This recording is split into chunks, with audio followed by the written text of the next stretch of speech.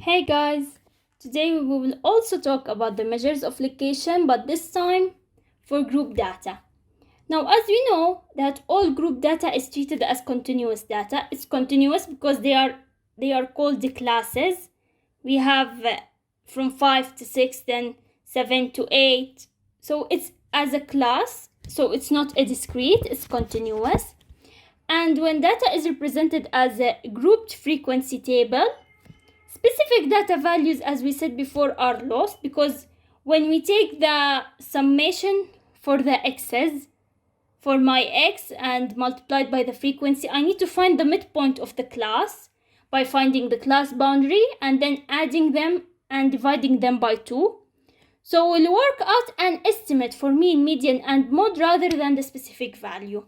When using a group data, we work out the estimates for my measures of locations instead of the specific value. So first, the mean, it's the same as the frequency table. It's the summation of fx divided by summation of f, where f is the frequency. And here I need you to know that my x will be, the x is the midpoint. So when we want to find the mean, we need to find the midpoint of every class. Second, the median, it's the same, n divided by 2. But this time, when I get a decimal value, I will not round it because we are dealing with continuous data.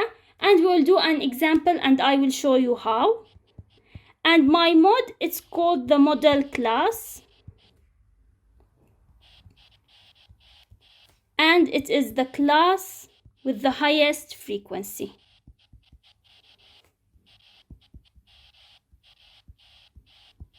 Class with highest frequency. That's my model class. So the mean, it's the same as before, but my x is the midpoint of the group or of the class. Median, it's n divided by 2, but here we do not round.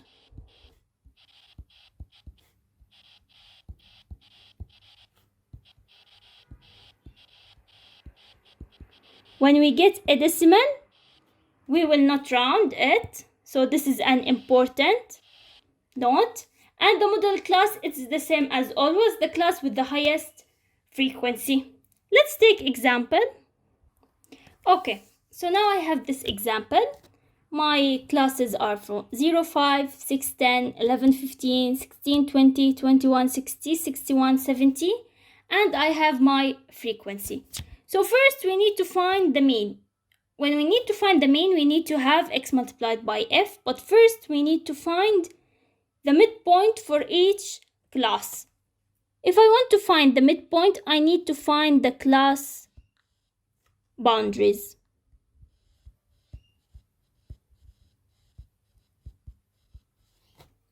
Okay, I need to write it CB because I don't have space.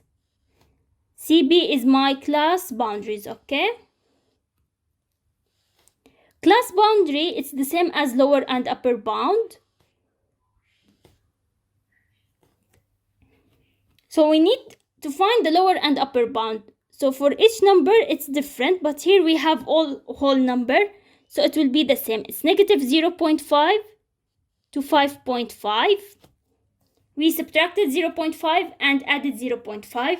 Then we have 5.5 till 10.5, and then 10.5, 15.5, 15.5, then 20.5.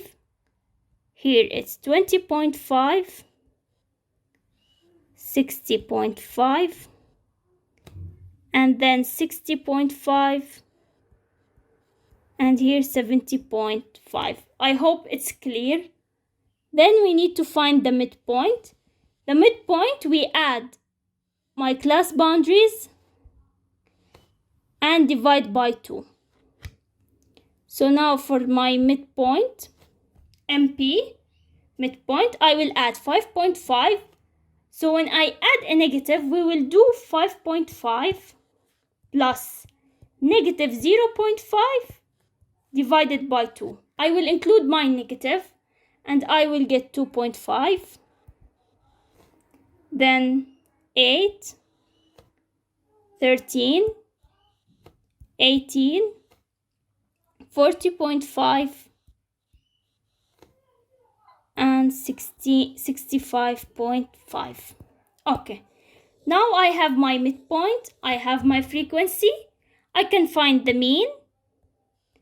The mean is summation of fx divided by summation of f. So summation of fx is 2.5 multiplied by 4 plus 8 multiplied by 15 plus 13 multiplied by 5 and so on.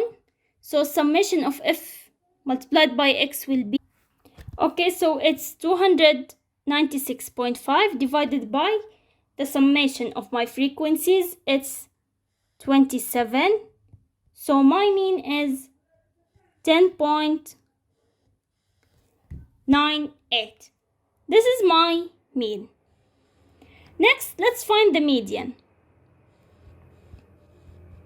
Now, when we need to find the median, it's different because here we have classes. It's not a simple value alone, like the midpoint value or the examples we did before for frequency table. So for the median, we will find n divided by 2, which is 27, divided by 2, and my answer will be 13.5. Here, I will not round my 13.5 to 14, but I need to find the cumulative frequency. Let's find the cumulative frequency first, then I will tell you how we can find the median. So first it's 4 plus 15, 19, plus 5, 24, plus 2, 26, plus 0, 26, plus 1, 27. Now when we need to find the median, it's 13.5, which is between 4 and 19. Now we will do something and I need you to focus. I want to erase this. Okay. Here we got the value of the median, 13.5. Now what we will do, I'll do a line. Now I will tell you what these dots are. Now first thing, my median, the one in the middle, it's 13.5. So what's the value of the cumulative frequency above than 13.5 or higher than 13.5? It's 19. And the one below, it's 4. Now I need to write the class, the classes of these. So for the 4, we need to find the class boundaries. Yeah. Now the numbers up, it's the class boundaries. And for the value below, it's the cumulative frequency.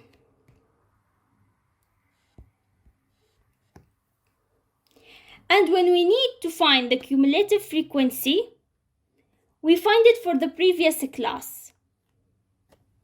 So here we have the 4 and 19. Okay, for the cumulative frequency, my cumulative frequency is the one for my previous class, the 4, and for this class, it's the one for my previous and for the class that I am taking, which is 5.5 till 10.5. Okay, now for my 4, so the class, it's 5.5. My class boundaries that I want to use, they are 5.5 and 10.5. It's a little bit confusing, I know, but it's easy. 10.5, and here is my median that I want to find. So the above numbers are the class boundaries for my class. Now before, when we used to have the median 13.5 or any number, we take the class, not the previous class, the second class. So here my class is 15.5 and 10.5. So these are my class boundaries. But for the cumulative frequency, we take the previous and the class that I want, 19. So it's 4. And my median, as I said, it's 13.5 that I found and divided by 2. And for my last, it's now 19. Now what we do here?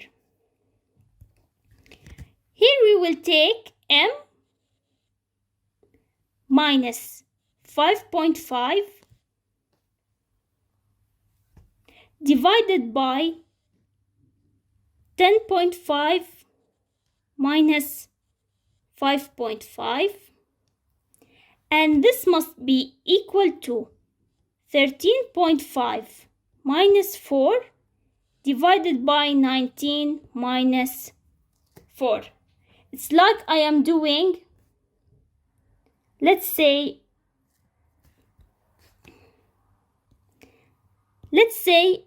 these are A and this is B,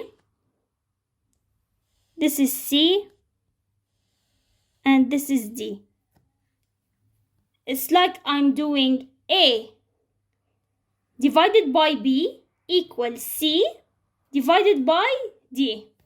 And there is here a minus, m minus 55.5, 10.5 minus 5.5, 19 minus 4, 13.5 minus 4, and then we divide them.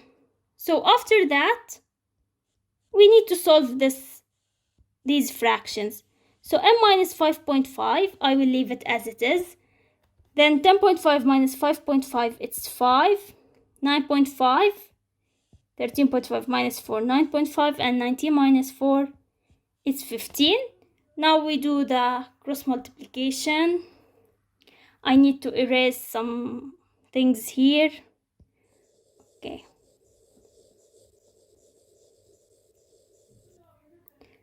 So let's say this is the class boundary. This is the cumulative frequency. And this, I will erase it and place it up.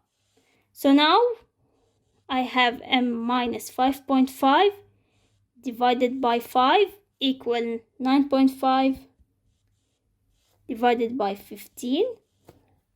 So now my m will be 9.5 multiplied by 5 divided by 15 plus 5.5.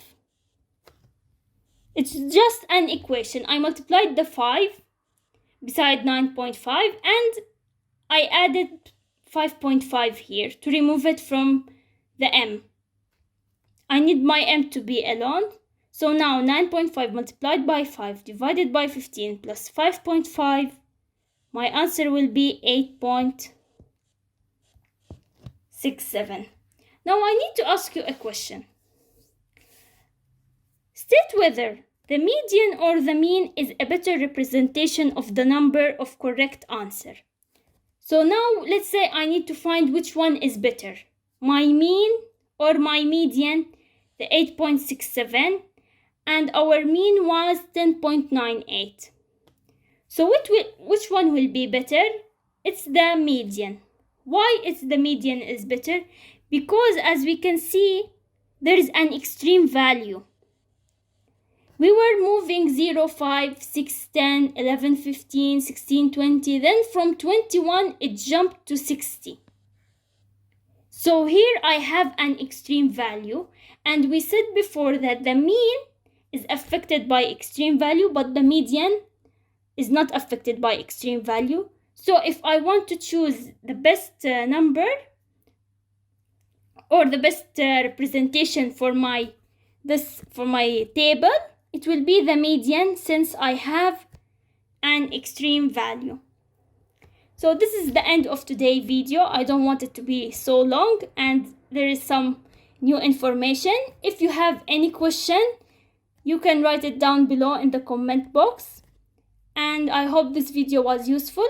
Thanks for watching.